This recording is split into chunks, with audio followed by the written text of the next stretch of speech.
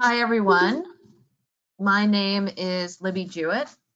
Today, I will be sharing the results of a project I conducted last December 2019. I work for NOAA as the founding director of the NOAA Ocean Acidification Program. OA is what is happening to the ocean as it absorbs increasing amounts of carbon dioxide from the air, but that is a story for another day. Even though I normally work out of an office in Washington, D.C., right now I am reporting from Stonington, Maine, where I've spent every summer of my life and now have a house of my own. Stonington is a working waterfront dominated currently by the lobster industry. A reflection of just how active the waterfront is in Stonington is represented here from a graphic of data downloaded from the Maine Department of Marine Resources website. As you can see, Stonington and Vinyl Haven, just to its southwest, have the highest average lobster landings of the entire Maine coast for the past 10 years. This is also an indication of just how dependent this region is on lobster fishing and why the entire community is so worried about how new whale conservation regulations, including ropeless requirements, will affect their businesses. So I spent last December in Maine on behalf of the Northeast Fisheries Science Center conducting interviews to understand better the issues worrying fishermen about right whale regulations. I pitched this idea to Northeast Fisheries Science Center, given my connections to the Maine lobster community and my interest in bringing Maine fishermen into the conversation about right whale conservation options, which are underrepresented to date. This photo is evidence that I did make it to the furthest east point in Maine for my interviews. This is Quoddy Head Lighthouse near Lubec, Maine. I interviewed all of these people, 14 lobstermen and women from Portland to Cutler, including one state representative and another who challenged her seat, one major lobster distributor, 5 Maine Department of Marine Resource scientists, 2 Woods Hole Oceanographic Institution scientists, 5 Northeast Fisheries Science Center scientists, and the executive director of the Maine Lobstermen Association. I did these interviews either at my own house, their houses, or local restaurants or establishments. The conversations were wide-ranging, frequently long, and only guided loosely by my questions. So after my interviews, I more fully appreciate the need to consider the broad spectrum of ideas put forward by lobstermen for reducing risk to whales, and not be limited by ropeless approaches, although the major focus of my report out today will be their reflections on ropeless. So here are listed the spectrum of ideas, summing up the interviews that I will specifically focus on, and those circled in red I will focus on for this talk.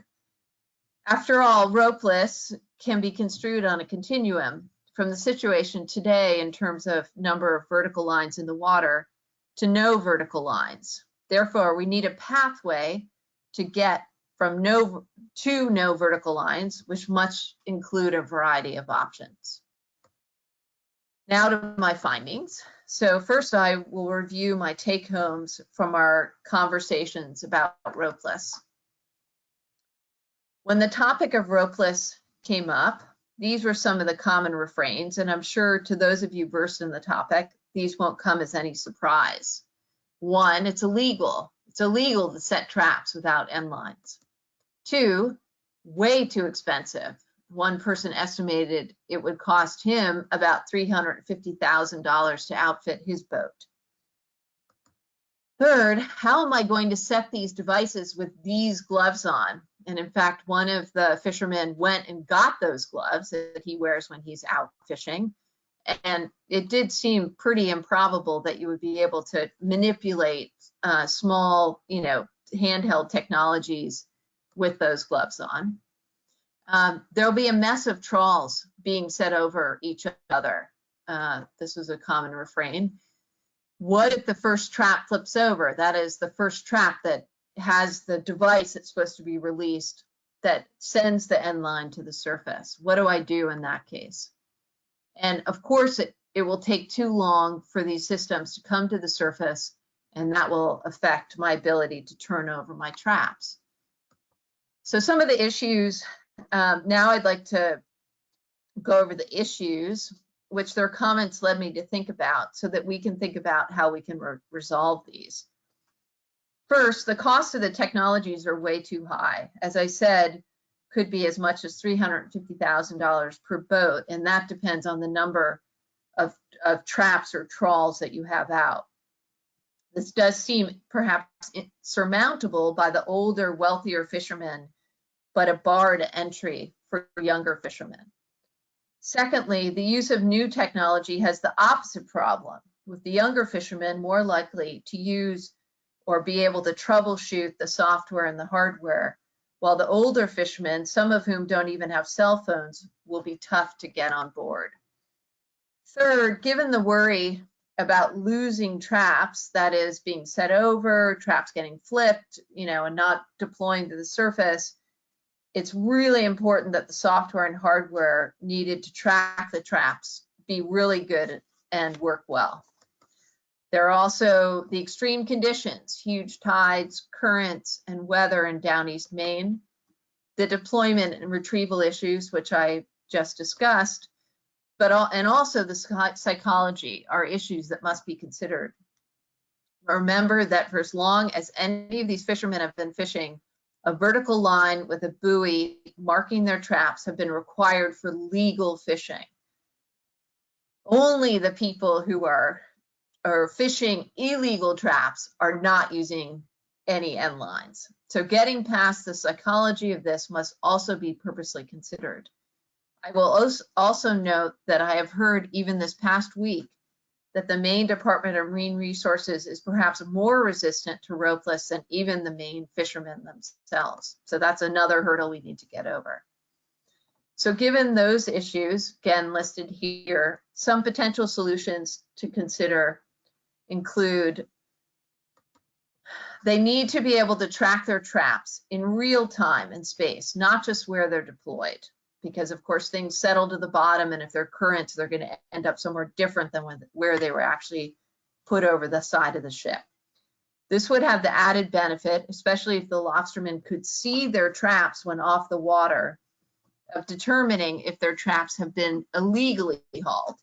I was hearing a lot of this past summer about illegal hauling or suspicion of illegal hauling of others' traps.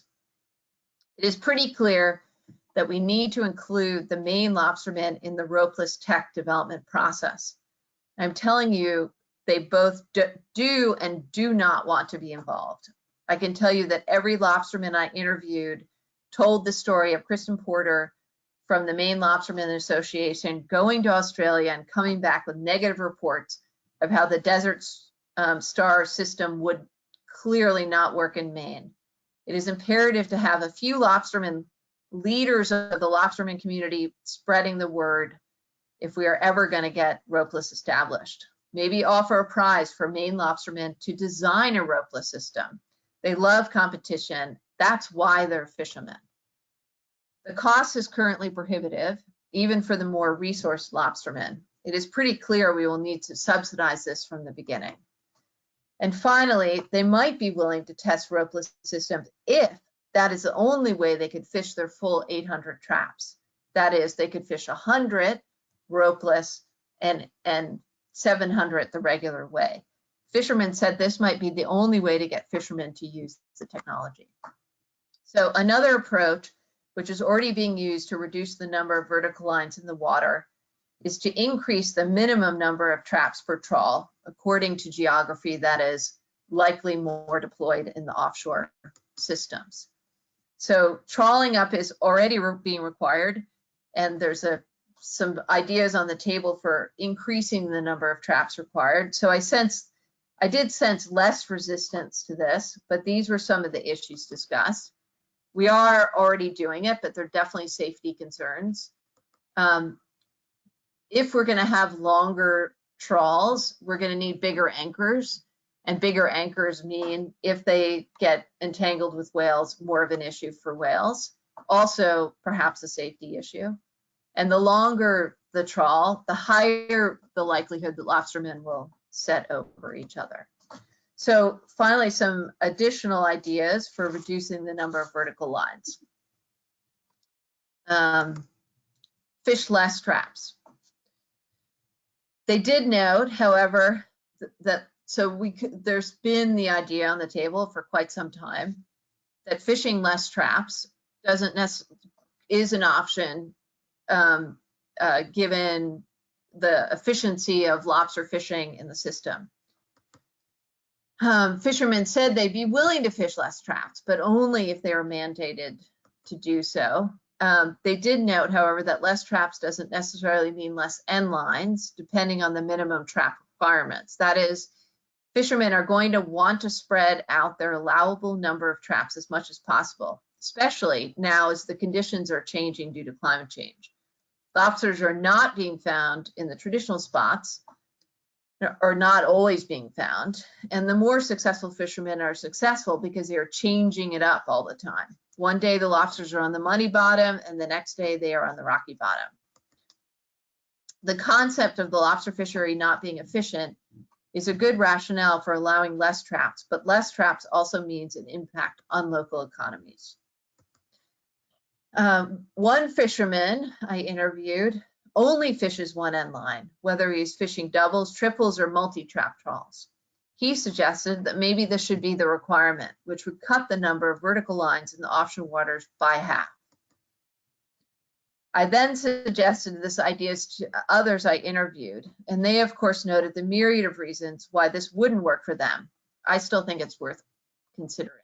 So they pointed out that it would be a risk since fishermen want to be able to haul their traps from either end depending on tides and weather.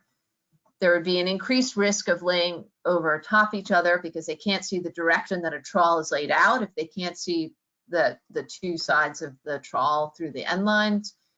And what if one buoy gets pulled under by the tide? If they only have one buoy, then they can't haul that trap.